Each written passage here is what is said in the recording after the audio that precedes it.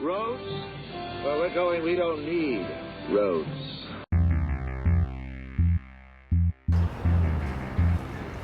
Yes, sir. What's good, bro? What you looking at right now, bear witness to pure bar excellence at its finest. I'm chilling. How you, man? There's nothing equivalent to this right here. Everything starts from the basics. Just like the ABCs. The word makes a sentence. The sentence makes a paragraph. The paragraph makes a chapter. The chapter makes a book. The book tells a story. Bartendaz gives you the story of the original indigenous movement. Natural movement. So you want to know about our born, you want to know my life, this is my life. This is all I do. You know, family over everything. Brotherhood over everything. That's it. Love and loyalty is nothing greater than that. I only deal with the best and I only deal with the elite. As you see, I deal with the elite on the bar. As you see, the elite MC. As you see, the elite great mind. And I'm nothing the product of greatness, and this is what I do. All praise is due to Allah forever, brother. Thank you. I've got to make it. Though times are so tough. Yo, what's good out born, man? You know, this is like basically where it all started for me, man. Everything, man, like the music, you know, just that hard shit, that rough shit, man, the South Side, man. Like I said, I was, you know, raised out in the Heights, man. I moved from Columbus Avenue, got up here like 85, man. And when I got here, in this building right here, man, the crack epidemic was so crazy. It was just bananas, man. And I lived in the basement over there. The building named Mont Vernon, 4th Avenue, 4th Street. We call it the Hill. You know, the hilltop, man. You know, got a lot of OGs and up here this way. A lot of good dudes, man. But this is where it started. This building means a lot to me, man, because I got knowledge itself here as well. You know, I lived in an apartment 1B. It's real deep. I'm just take you through something real quick. Like the name I born. When I first got the name, I was like, man, that shit's whack. Cause I knew other brothers that had these good names, like, you know, the Masterfuls, the Mercifuls. I said, man, I born, man. I said, man, that name is bullshit, man. But I come to find out there was a science behind it, so I'm gonna walk you through it, right? So my government name is actually Chazarac. It has 9 letters in it, right? And when you deal with the science of born is the number 9. So here we go. So now, I is the 9th alphabet. Born is the 9th mathematic. I receive knowledge itself in building 8, apartment 1B. 8 plus 1 is 9. B represents born represents 9. So it all comes back to our born being complete. So this is like the foundation of our born for what begat me. You know, like I said, when I came up here, you know, 4th Street, you know, this block already had beef with certain other blocks. You know, they were beefing with the Heights and beefing with this block. So I kind of like got caught up in something that I really had no business getting caught up into. And as a result of that, somebody got killed and died, and I went to jail for manslaughter, and I wound up doing 5 years. And I lost out of my life. And it did go wrong right then and there. Anytime you get incarcerated, you go to prison, and you're in that cell, you're gonna have a life-altering thinking process, whereas, what am I gonna do now? Like, what am I gonna do when I get out? Like, I know why I'm here. It was no way of getting around it. You know, I did what I did. I'm here, now I gotta pay the price for it. This is 1, 2, 3 out of 3 brothers from the same hood with the same misfortune to go up north for a manslaughter before we was 20. Real talk. Facts. And we all 3 out of 3. If another one walk in, I can't even say he won't have one also. If another I went first. If you went first, I went out the jail. Really? It did Zoe.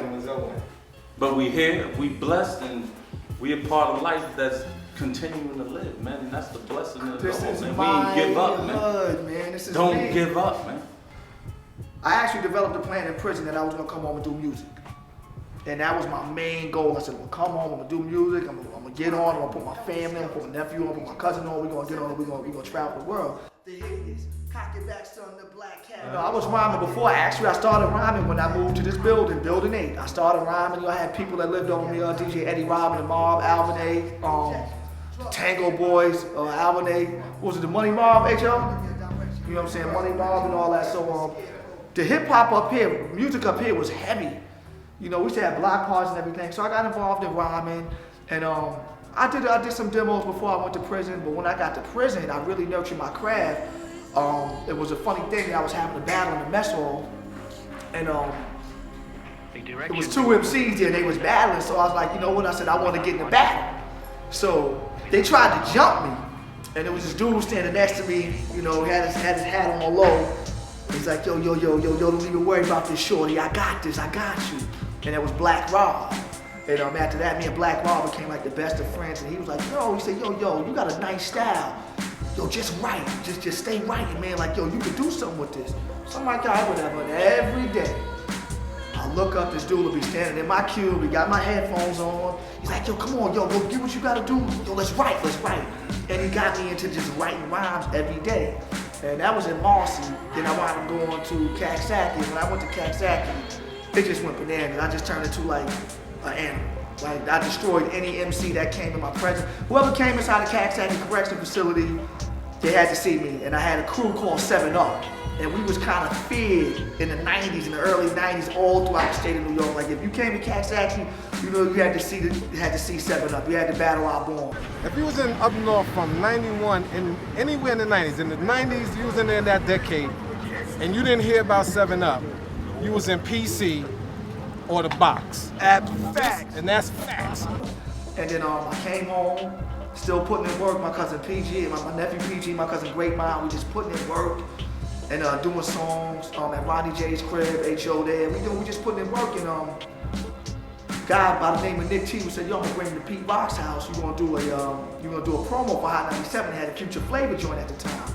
So he brought me to Pete Rock crib, wrote the joint, did it was crazy. Right after that, my man D.O, Damian Blyden, that was Heavy D's right here, man, rest in peace, Heavy D.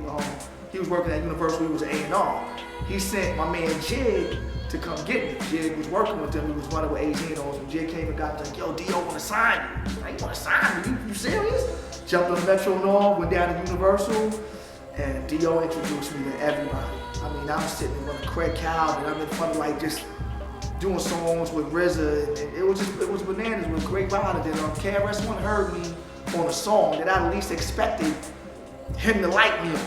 And the verse that he liked me for, I'm like, yo, like, what happened? He said, yo, you said this rhyme. I don't really want to say the rhyme, but it was some crazy shit, He's like, y'all want to sign me to Warner Brothers?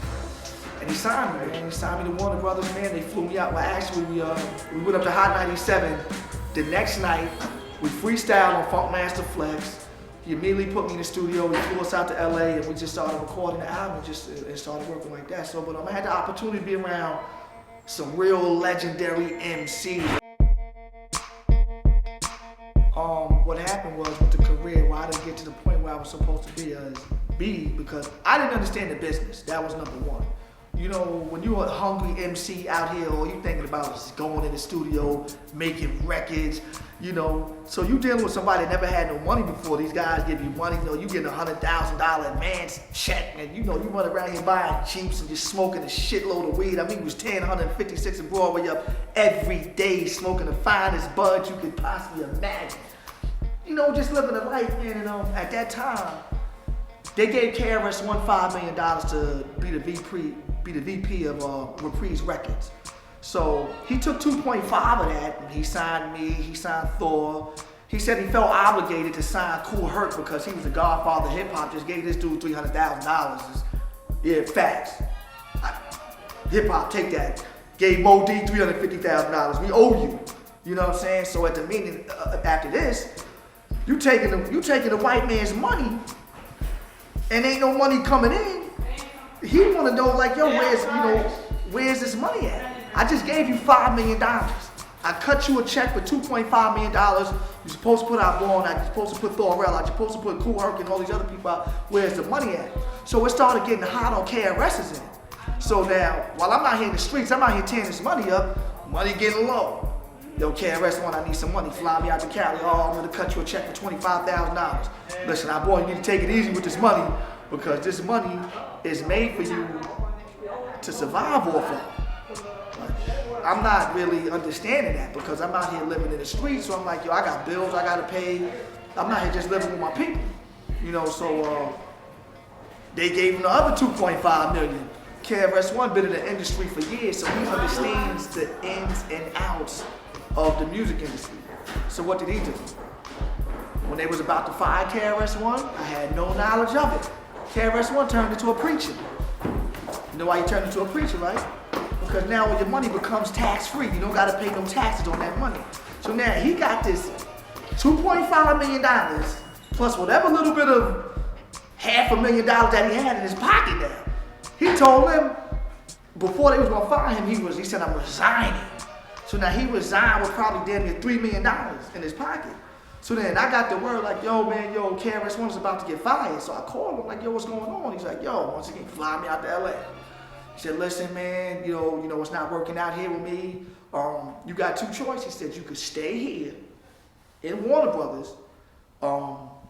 There's nobody here to work your album. There's no black urban department here to work your album. Or I can cut you a check for a large amount of money. You can leave and go get a deal. He said, it's on you. So I weighed my options. I'm like, damn, because I think my contract was, it was for 5 albums. And I said, I'm not gonna stay here and be stuck in a situation and I can't do nothing and I can't work. So I said, you know what? I said, I'm gonna leave, but before I leave, I said, how much money you giving me before I break out? He said, what do you mean? I said, give me $50,000. He said, I'll see what I can do. So he cut me a check for $50,000 and I left. And then when I came out, I wound up trying to link up with cousin Ray. That was DMX's manager at the time. Well, they broke up, but he had his own company going on, so he signed me to an independent label. And my life started to change. You know, I had joined the Nation of Islam then, and you know, I really wasn't feeling the same about the music because my heart and passion was in so much of doing my first album, making a good album, that once I got exposed to the business, regardless of the money, it soured my spirit, man. It really soured my spirit, man. I didn't really feel like writing no more. You hear these stories all the time, man. Once you get exposed to the business side of it, yo, it's whack. It's a difference from being that dope MC in the hood that everybody loves to you getting signed to a major label now. Now everything just changes. And this is the funny thing, like right at the end of the music, man, it got so bad for me, man. See, a lot of people just front and they don't really want to tell you how, it got bad for me, man. Money got low, my truck got repossessed. I was working at Tri-State, man, for like $7. Can you imagine like being on top, thinking you're being on top, man, and having to really humble yourself and work for like $7? But you do it because you got a family, man. It was rough, man. I swallowed my pride, man. But you know, Allah is merciful. Allah brought me through it, man. You know, I knew Allah had something better for me. So, like literally when the music thing was over, I got a phone call from this brother named Doug Knox. He was like, yo, man. Because actually, all I did was work out as well. I always worked out in the hood before the Thug workout. So in the midst of that, he saw me do something on a pull-up bar. He's like, yo, that was crazy. Yo, we're going to shoot a DVD. You want to be in? I'm like, yeah, whatever. But you know, I never thought about it. So when I got the phone call, he's like, yo, we want to shoot this DVD. Yo, you gonna be around? I'm like, yeah, all right. He said, what do you want to do with it? I said, I'll do it at Night Van Park. So you had other cats that was shooting it. It was, you had 2-5, you had Peter Clark, you had Terror from the Young Guns, you had Donnell, you had Little Bloody was there. So then, what happened was, 2-5 had pissed me off. I don't know if you remember this, because he started talking like, yo, you ain't got to go to jail to get big and all that. And I'm sitting like, yo, 5, you forgot me and you was in the youth shelter and all you ever wanted to do was get big. And this is where we both really started trying to work out crazy when we was in the youth shelter. I took offense to that. So Bogey, my man Black, he just came on work release. I said, yo, where them state greens that you got? I said, give me the state greens. I said, give me the state greens, give me the goddamn Krs shoes. I got something. So I said, come on up. So if you ever see Thug work out, you're gonna see me. Them joints was not Dickies. Those were Krs certified prison greens with a certified prison Krs short sleeve shirt with goddamn Krs boots on. Cause I said, you know what? I'm not gonna let this man take away from, you know, the element, because that's where I mastered that bar at. Was in prison, was in the Caxsacky yard. Cat named Green Eyed from Queens put me on. So I was nice on the bar. So he was like, we're gonna shoot a Night Van Park. So I went up in there and my brother Jamel, he was there because he was the actual cameraman. He was the original cameraman to Thug Workout. Don't get it twisted. He was there from jump, and we've always kept a great relationship from there, and that's why I'm here now. So it kind of just rolled over. Like as soon as the rap thing was over, we shot the Thug Workout, and because of hate, I'm the star of the joint. I'm gonna keep it 100 with you. I don't care who was on it. There's no disrespect to nobody. I love all the brothers that was on there, but when people saw what I did on that bar, from that typewriter to the running man, those are self-created moves. I consider myself to be autodidactic. That's a Greek word meaning self-taught. Like that created that move. That was my move, and it just started off something phenomenal. And I never knew it would go global like that. When that thing came out, I mean, people was calling me left and right like, yo, what the hell was you doing? And it felt good because I got more recognition from teaching cats how to work out than I got from rhyming. Bartenders, for a lot of y'all that don't know, I started off with the Ruff Ryders Thug workout. It was a workout video that we did to basically know, listen, you don't have to go inside of a gym to get money. You can get money out here in the street and basically use the elements around you to work out and not waste your money. During that time, we started shooting in 1999. I didn't know at the time that there was a group of individuals in the Bronx and Harlem named the Bartendaz with a brother who was the founder, a Giant. I didn't know how nice this brother was on the bar. I had no knowledge of it. So long story short, so when the DVD came out, you know, I said some things that I said, yeah, I'm the best on the bar. You know, I'm just talking, doing what I do. It got back to Giant, and then, what's the brother that filmed the video? Ice, was it? Sub-Zero. Sub-Zero was shooting, he had the hood on lock shooting these street DVDs, so he went to shoot the Bartendaz. Giant gave me the business. Yo, come out, we can battle, da-da-da-da-da-da. So I didn't really know what it was, so my brother had said, yo, come downstairs, man, and look at this. So we get inside the car, he popped the DVD in there. I'm seeing the brother doing all sorts of stuff on the bar, so I'm sitting there like this, like in awe, like, Peace world, you tune into the 5'7" Giant, short and stout, wide and vision. Long story short, this bar is a lifestyle. And when I came into this game by the OGs that passed me the game, the first thing they taught me was sets. Tricks with some hoes. When I started going into communities, I kept hearing about this team coming out. Dog, where I got some dudes going hard. I'm like, I got family up there. But they shooting a video. No, they not. I know I'm in that because I know the brothers. Woke up one morning, months later, my cousin was like, yo, cousin. Boom. Thug workout. I was like, well, I'm not in this, man. My heart like this. Well, I'm not in this, man. Thug workout. See, I-born. Bang! I'm like, well, he's a bar master. His sets is already clean, and he's going behind his back. Everybody in my head, look, yeah, you ain't in this, you ain't nobody, you ain't in this. Thug workout. I'm watching the sets. Call my people up, y'all, why I wasn't in that. My mind crazy now, I'm emotional. But this, they know I live on this, so if I'm not a part of this, say no more. Dug into my prayers, started creating. All I can hear is I-born voice, the God of the bars, the God stops from, oh my Lord, when I see it, as soon as I got a message, I passed it. Boom, tell him I got this money, I saved my allowance, let's go. Yo, this kid is an animal. Then he destroyed me when he got off the bar and they spoke to him. He's like, yo, to that cat I-born, and just went in. So right then and there, I was upset. Like, I'm like, yo, you know what, this is war right now. Let's get in contact. So I knew a brother, he got me Giant stuff. I called Giant, and when I called Giant, the conversation wasn't so peaceful because I was more so offended at how he came at me. And you know, I challenged him, and I'm like, yo, we're gonna do this for a certain amount of money. And then Giant was like, all right, we'll do the money and give it back to the youth. I was so mad that my motto was, I was like, you know what? I said, the youth. Part of my language, I was like, F the youth. You want to disrespect me? We're gonna do this. Matter of fact, we're gonna do it for 10,000. I-born sent the message, man, tell that midget, man, listen, man, I got sets for days, la, la, la, la, la. What? No, he didn't hear me. Put the camera on that. Sent the message through the camera. Boom, Sub-Zero. I-born, listen, man, such and such, let's put this money up. Went in. So now we got conflict with each other because of these balls. Then as we started to build and grow and mine up, the bars brought us back together. As he said, in the beginning, the bar separated bartenders and I-born. At the same time, everything goes around 360, the circles continues. They say life is a rerun, so it comes back around, and the bar brought us back together. So I'm honored and I'm blessed to be here to speak about this brother's behalf because he's an example of original black excellence. The brother is an international icon known across the planet as a pioneer in the health and wellness field. And on top of that, he's an example of someone who personifies growth and development. I born in Thug Workout. Them brothers have something called sets. What are sets?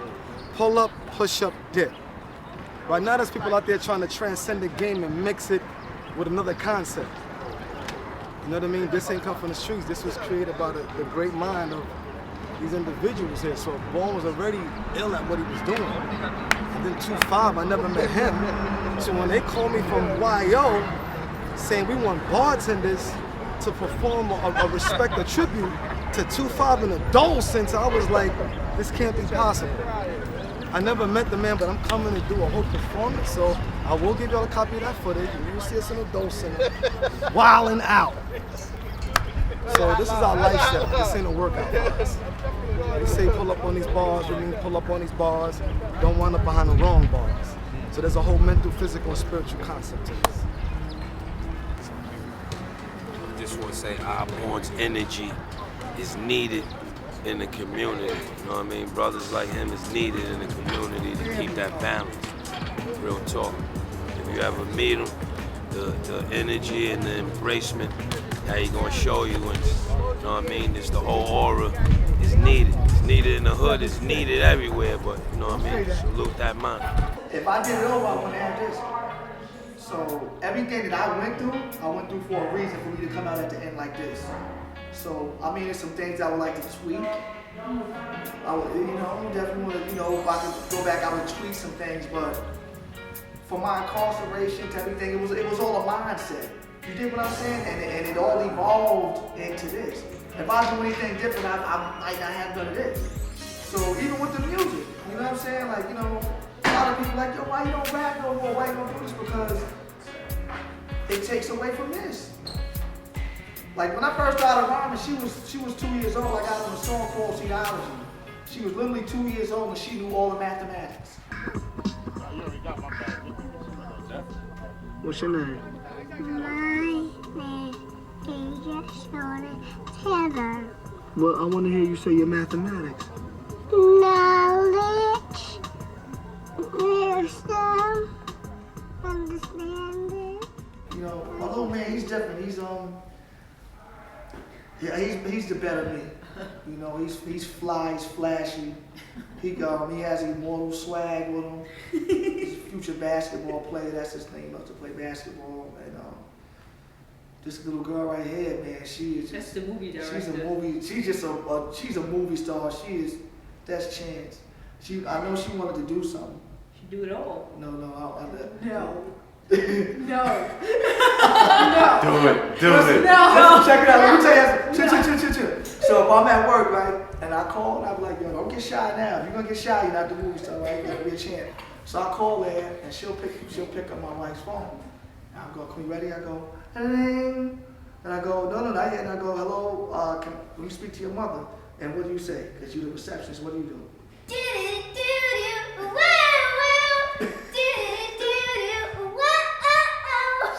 That's She her. acts like she puts him on hold. She's the music. And she's the music.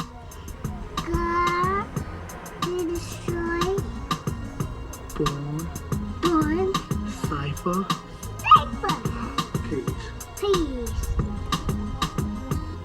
Yo, G.H.E.T.O, it's just a part of me, my philosophy. Teaching babies prophecy. My daughter, I Asia born 815, 96 at 7 the God hour she exists. I cut the core. She weighs 6 pounds and 15 ounces. I announce it. Her name I pronounce it. Hyper Asia. I mean ISIS. So Allah's grace and gift to me was something different.